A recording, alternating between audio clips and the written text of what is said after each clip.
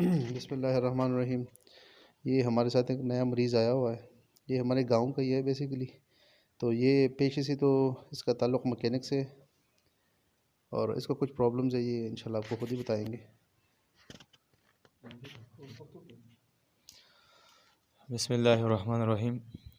زما نوم بشیر علي دی او زه د لوپوري गाँव سره تعلق ساتم. ماته دا مسله چې پیښه شوې وه چې تلم سیروزې زما په یخه کې ما وشان کلچ غونډې کې راغو نه بعد چې کوم دی بیا سیروزه کې بروس سره وده کوم دی تقریبا درې ورځې مونږ تېرې کړې خو ما درې ورځې په سختۍ تېرې کړې. حتی چې نن تقریبا 2 ورځې چې ما خپې بیخي کار پرېښی و